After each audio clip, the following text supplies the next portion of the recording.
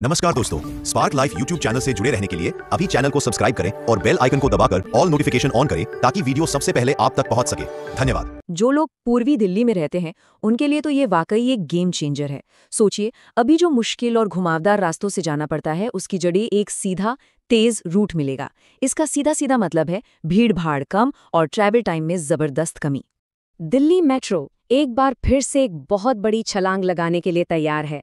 आज हम बात करने वाले हैं इसी के महत्वाकांक्षी फेज 5 एक्सपेंशन प्लान की। एक ऐसा प्लान जो दिल्ली एनसीआर में ट्रैवल करने के तरीके को हमेशा के लिए बदल सकता है। स्क्रीन पर ये जो नंबर दिख रहा है 206 किलोमीटर, ये सिर्फ एक नंबर नहीं है, ये एक वादा है दिल्ली के भविष्य के लिए। लेकिन सवाल ये है कि आखिर ये है क्या? तो ये है दिल्ली मेट्रो के आने वाले फेज 5 एक्सपेंशन की टोटल लंबाई। जी हाँ, एक ऐसा जबरदस्त प्रोजेक्ट जो शहर के पब्लिक ट्रांसपोर्ट सिस्टम को पूरी तरह से बदलने की ताकत रखता है। तो चलिए थोड़ा और गहराई से समझते हैं। दिल्ली मेट्रो रेल कॉरपोरेशन यानी डीएमआरसी अपने अब तक के सबसे बड़े, सबसे महत्वाकांक्षी एक्सपेंशन की तैयारी में है। और ये प्लान सिर्फ दिल्ली के लिए नहीं बल्कि पूरे एनसीआर के लिए है। और देखिए, ये कोई अचानक से बना प्लान नहीं है, ये एक बड़ी पिक्चर का हिस्सा है। फेज 4 का जो काम चल रहा है वो ऑलरेडी 60% पूरा हो चुका है और डीएमआरसी मतलब वही नहीं रुका, वो पहले से ही भविष्य की तैयारी कर रहा है। ये दिखाता है कि इनकी प्लानिंग कितनी दूर की है। तो इस विशाल प्रोजेक्ट में आखिर है क्या? देखिए, इसमें बनेंगे 18 नए कॉरिडोर्स और लगभग 206 किलोमीटर का नया ट्रैक बिछाया जाएगा। और ये सिर्फ कागजों पर बना कोई सपना नहीं है, बल्कि मंजूरी के लिए ऑफिशियल रिक्वेस्ट, वो भी केंद्रीय आवास और शहरी मामलों के मंत्रालय को भेजी जा चुकी है। मतलब प्रक्रिया शुरू हो चुकी है। अब इस पूरे बड़े प्लान में से एक सबसे जरूरी हिस्से की बात करते हैं। एक ऐसा कॉरिडोर जो सच में एक गेम चेंजर साबित होने वाला है, खासकर उन हजारों लोगों के लिए जिनका रोज का सफर इससे आसान हो जाएगा। 21 किलोमीटर, जी हाँ, ये लंबाई है मयूर विहार फेज 3 से लोनी बॉर्डर तक के प्रपोज्ड कॉरिडोर की। और ये इस नए प्लान का एक बहुत ही अहम हिस्सा है। जो लोग पूर्वी दिल्ली में रहते हैं उनके लिए तो ये वाकई एक गेम चेंजर है। सोचिए, अभी जो मुश्किल और घुमावदार रास्तों से जाना पड़ता है उसकी जगह एक सीधा तेज रूट मिलेगा। इसका सीधा सीधा मतलब है भीड़ भाड़ कम और ट्रैवल टाइम में जबरदस्त कमी। ठीक है, प्लान तो बहुत बड़ा है, पर सवाल ये है कि डीआरएमआरसी इतने बड़े प्रोजेक्ट को पूरा करेगा कैसे? चलिए इसके मास्टर प्लान पर एक नज़र डालते हैं। तो डीएमआरसी ने इस पूरे काम को 2 फेज में डिवाइड किया है ताकि इसे सही तरीके से मैनेज किया जा सके। पहला स्टेप होगा फेज 5A। इसमें फेज 4 का जो बचा हुआ करीब 15.8 किलोमीटर का हिस्सा है उसे पूरा किया जाएगा, जैसे कि इंद्रप्रस्थ से सेंट्रल विस्टा वाला रूट।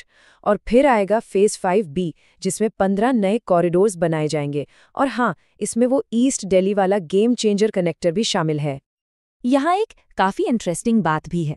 इससे पता चलता है कि ये प्लान्स समय के साथ कैसे बदले हैं। देखिए, 2014 में एक प्लान था मयूर विहार फेज 3 और शास्त्री पार्क के बीच एक छोटी लाइट मेट्रो का। लाइट मेट्रो मतलब जिसकी कैपेसिटी कम होती है। पर अब इस बड़े एक्सपेंशन को देखते हुए उस पुरानी रिपोर्ट को पूरी तरह से बदला जा रहा है ताकि लोनी बॉर्डर तक एक फुल फ्लेज्ड मेट्रो लाइन बन सके। चलिए अब जरा वापस बड़ी पिक्चर पर आते हैं और समझते हैं कि फेज 5 प्रोजेक्ट का पूरा स्केल, मतलब इसका साइज और इंफ्रास्ट्रक्चर कैसा होगा। और स्टेशंस का क्या? तो इस पूरे एक्सपेंशन में करीब 128, जी हाँ, 128 नए मेट्रो स्टेशन बनाने का प्लान है। सोचिए, इससे नेटवर्क की पहुंच कितनी ज्यादा बढ़ जाएगी। अच्छा, ये जो 206 किलोमीटर का ट्रैक है ये बनेगा कैसे? तो देखिए, इसका करीब 115 किलोमीटर यानी आधे से भी ज्यादा हिस्सा एलिवेटेड होगा, मतलब पिलर्स पर शहर के ऊपर से।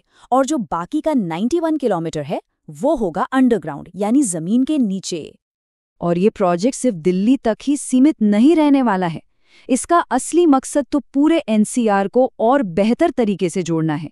जैसे राजा नाहर सिंह से पलवल, नोएडा इलेक्ट्रॉनिक सिटी से साहिबाबाद और द्वारका सेक्टर 21 से उद्योग विहार तक के जो ये कॉरिडोर्स हैं, ये दिल्ली को हरियाणा और उत्तर प्रदेश से सीधे और बेहतर तरीके से कनेक्ट करेंगे।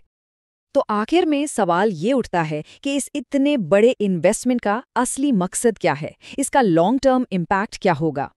डीएमआरसी के मिशन को शायद इस एक लाइन में सबसे अच्छे से समझा जा सकता है, टिकाऊ शहरी गतिशीलता को सुविधाजनक बनाना।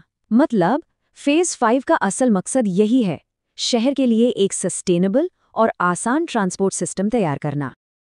तो आखिर इस एक्सपेंशन की जरूरत क्यों पड़ी?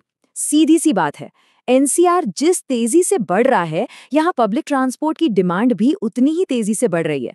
ये विस्तार उसी बढ़ती हुई डिमांड का जवाब है। ये एक बहुत जरूरी कदम है ताकि हमारा शहर चलता रहे और रहने लायक बना रहे। तो आखिर में ये सब हमें एक बड़े सवाल के साथ छोड़ जाता है।